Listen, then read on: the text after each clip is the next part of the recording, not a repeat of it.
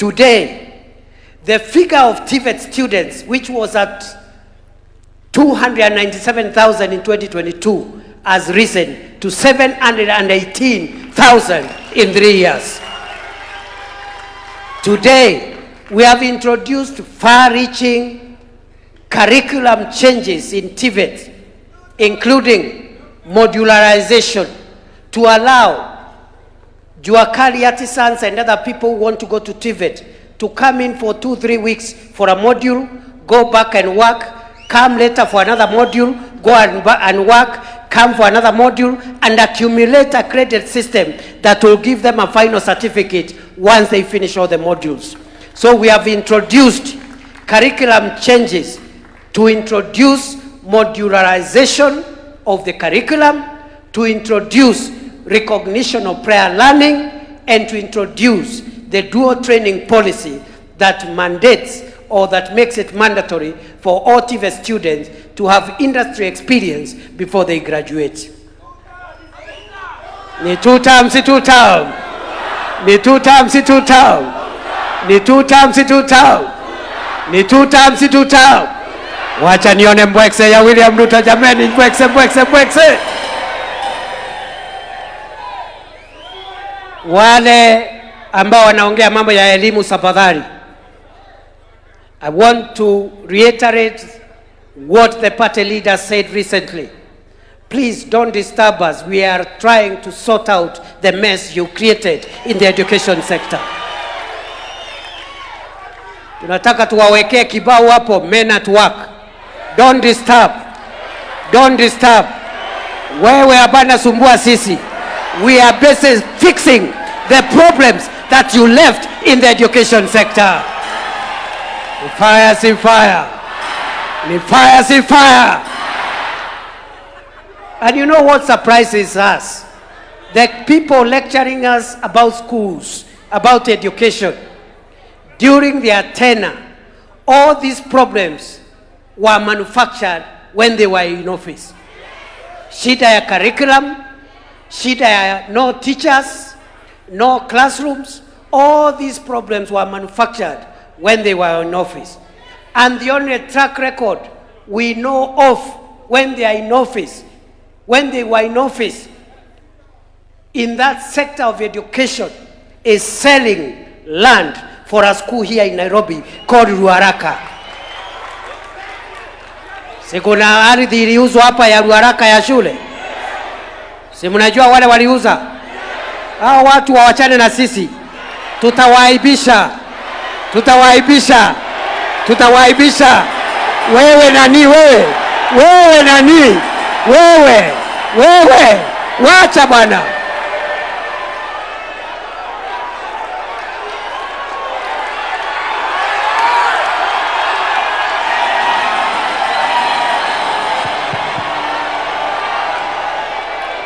Thank you very much. So, wasituchokoze, na wakituchokoza tutawaambia vile tuliambia ule mwingine pale Mbere North. Tutawaambia vile tuliambia ule mwingine pale Mbere North. Simulisikia mambo ya Mbere North? Ile mambo ya Wamuthende? Wewe nani wewe? Wewe nani wewe? Wewe nani wewe? Wewe nani wewe? Bas. Number 4. Naomba tuketi jameni. Naomba tuketi. Number 4 ni mambo ya afya. Munajua ya kwamba we committed in our manifesto to change the health insurance program. Sio ati ni mambo tulianza wakati tumeingia ofisi. We said we will change it kwa sababu ile NHIF ilikuwa na Wakenya 7 million only, na tukasema ya kwamba hii NHIF iko na ubaguzi. Wakenya ni 55 million but only 7 million were covered by NHIF. Ilikuwa lazima uwe na mshahara, uwe na pesa ndio ukuwe na insurance ya NHIF. Tukabadilisha, tukaleta mfumo wa kufanya kila mtu akuwe sawa. We need to equalize everybody, whether you have a job or you don't have a job, whether you have a salary, you don't have a salary, you have a business, you don't have a business, you can fall sick, you need a medical cover which will take care of you and reduce your medical bills. Today, we have a better scheme that is covering more Kenyans. Instead of the 7 million Kenyans that were covered under NHIF, this morning under SHA, Taifa Care, 29.2 million Kenyans are registered. Na bado tunaendelea. By December tutafika 45 million. By June next year tutafika 55 million. Hiyo ndio inaitwa universal health coverage ya kila mtu. The challenges that we are addressing now going forward is about the availability of the right drugs in time. Already we have decentralized the availability of health commodities. Hakuna haja sasa kubeba madawa kutoka KEMSA inaenda county headquarters. Madawa sasa inaenda direct kwa dispensary, kwa health center, kwa hospitali. We have also introduced a national equipment support program where we are installing equipment in our health facilities, and we are targeting eventually not to concentrate only on level 6, 5 and 4 as was done previously, but we want to take equipment now to level 2 and level 3 hospitals so that they can have the right equipment. Tuendelee tusiendelee. In terms of primary health care, you know, one of the early policy decisions we made under President Ruto was to employ community health promoters. We have 107,000 CHPs in partnership with county government that are helping at the grassroots to educate the public and make sure that we prevent dangerous diseases from accumulating and from escalating to levels where they become expensive to treat. We have 107,831 CHPs supporting communities at the grassroots and helping them so that to prevent diabetes, to prevent hypertension, to prevent other diseases, and also to encourage those who have existing conditions to take their medicine and to change their lifestyles so that they can live longer, because if you have the right medical advice, even if you have a condition, you can live for a very long time. CHPs in fire, see fire. So we have done so much in the health sector. Because of time, let me go to number 5. Job creation. Kwa vijana. Niseme nisiseme. Niseme nisiseme. Many politicians are giving us lectures about unemployment and lack of income opportunities for young people. Many governments have come and gone, but we have never had a comprehensive, deliberate, intentional program run by government for creating jobs and income opportunities. This is the first time under the UDA administration. Niseme nisiseme. Niseme nisiseme. Munajua tuko na program ya affordable housing. You know we have affordable housing where we are building houses for the people of Kenya to give them dignity. We want to increase the number of Kenyans who live in decent places. That program will transform Kenya in a way we will not believe. It will transform Kenya. That is how. Ni Singapore si Singapore. Ni Singapore si Singapore. That is how nations are built. And I want to challenge those naysayers who are saying that they will roll back the affordable housing program. I want you to tell us how else you can quickly increase Kenya's gross national income if you remove housing. The countries that the president is talking about all the time, Singapore, Malaysia, South Korea, all these countries, one of the catalysts, one of the enablers of rapid development is a very well thought out housing and public infrastructure program. Next time they are going to do an assessment, the World Bank, you will see in a short while the placing that Kenya is going to get in the gross national index income per capita.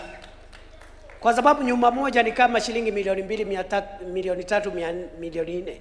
Now, ordinary people who would never have dreamed of owning a house are house owners.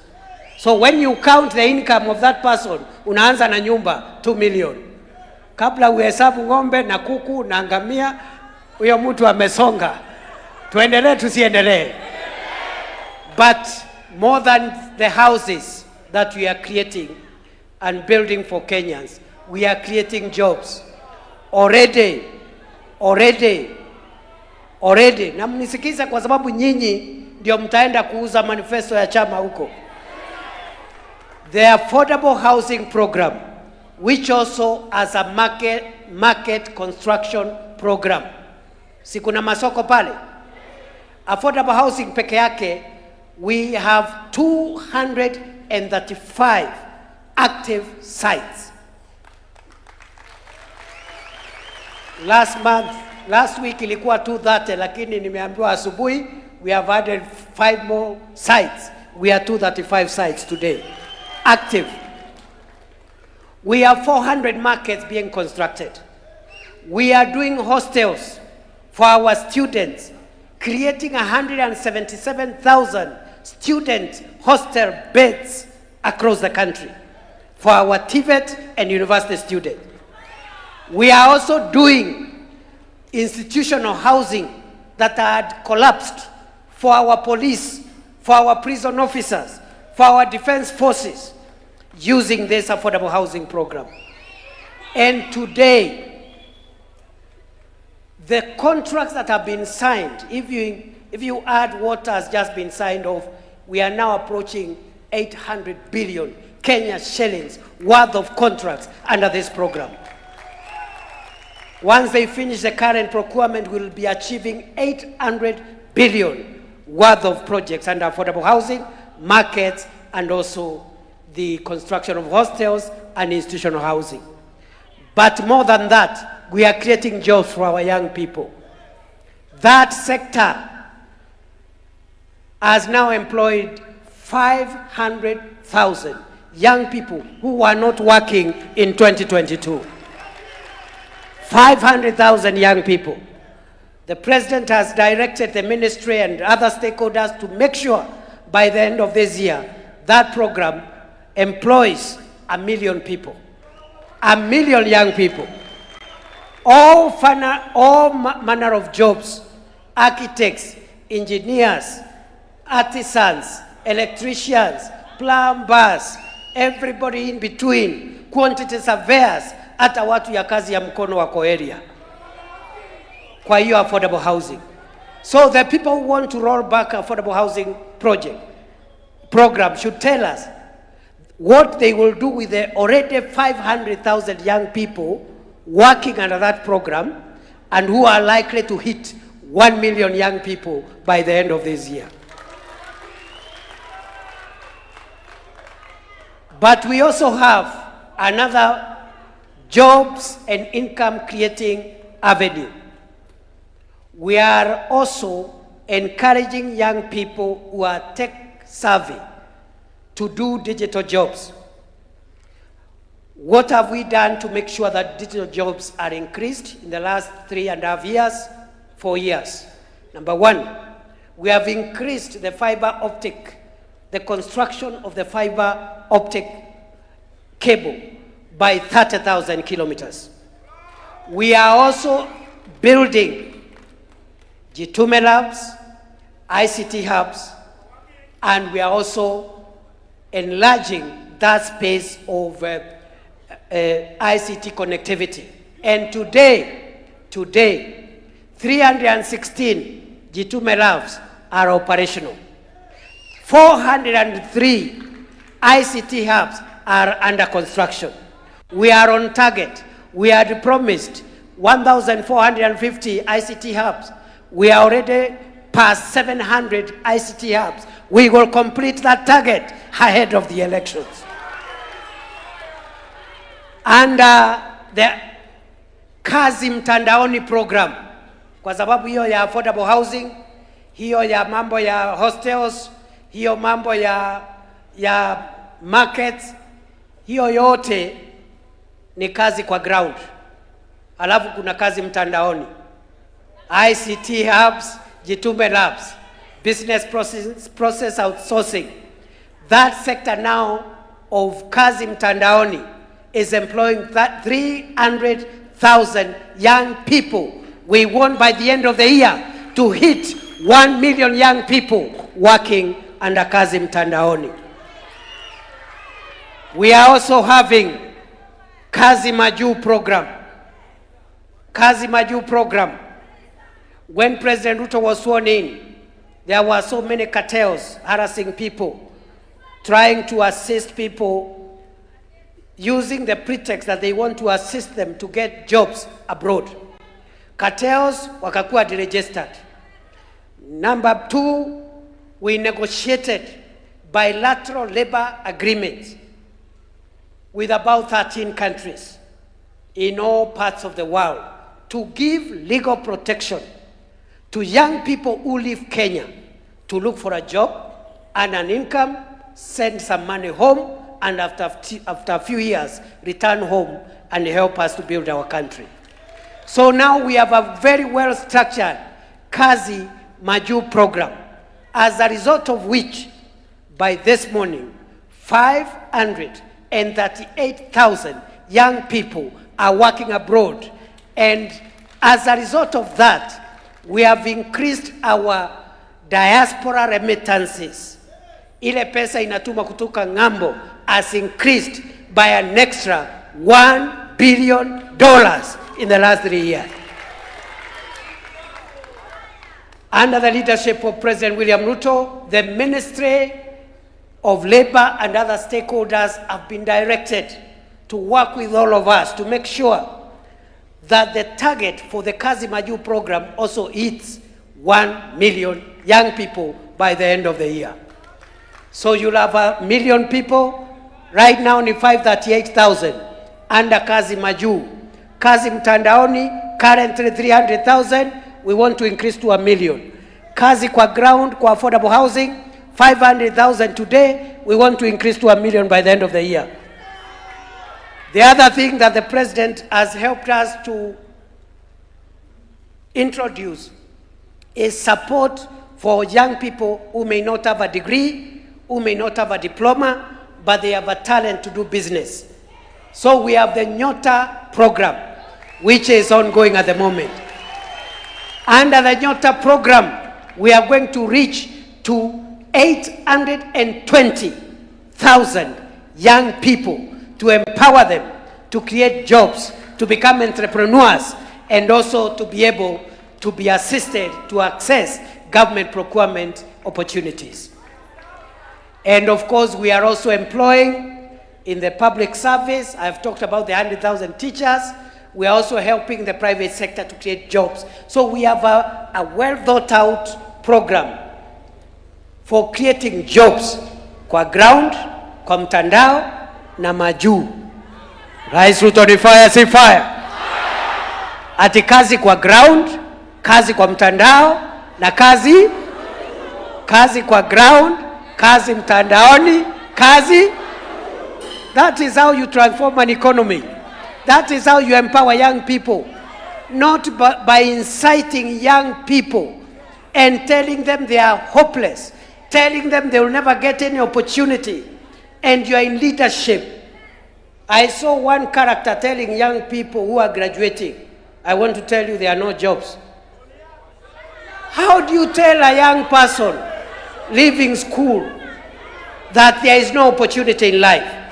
Instead of encouraging the young person, instead of helping the young person understand the opportunities that are available and give them hope as they wait for their turn. And therefore, this jobs and income creation program is going to help us create jobs for around 5 million young people, some working here on the ground, some working in the public sector, some in the private sector, some working in the internet, kazi mtandao, some working abroad, some doing business under nyota. That is how you empower and transform the young people of a nation. Vijana hoye! Vijana hoye! Mimi najua aspirants wengi hapa ni vijana. That is what your party, UDA, believes in terms of empowering young people. Rais Ruto aendelee asiendelee? Aendelee namna hiyo? Very quickly, infrastructure, barabara zilikuwa zimekwama. When President Ruto was sworn in 2022, all the contractors on Kenyan roads had stopped working. The roads that were started in 2014, 2015 had stalled across the country. Some of them stalled in 2018, others stalled in 2019, others in 2020. By the time President Ruto was sworn into office, we had pending bills owed to contractors of 190 billion Kenya shillings. President Ruto has paid all the pending bills for all the contractors, and therefore I can proudly confirm to you that all the stalled roads, the contractors are back. If they have not arrived, they are on the way, and those roads, we have enough money to build and complete them, a total of 6,000 kilometers. So our roads program is back. Electricity, in 2022, we had 8.8 million households connected to electricity. We have added an additional 1.3 million households in the last 4 years, and today we have 10.1 million households that are connected to power. Ni two terms. You have seen what the president has done around the Hustler Fund to bring financial inclusion. 7 million Kenyans who were listed and CRB blacklisted, today they have been removed from the blacklist the way we had promised in 2022. There is now Hustler Fund, which has been enhanced to give loans up to 150,000 shillings without logbook, without security, without collateral, as we had promised during the campaigns. Ni kazi si kazi. Ni kazi si kazi. The national savings, and listen to me on this one. When UDA government took power,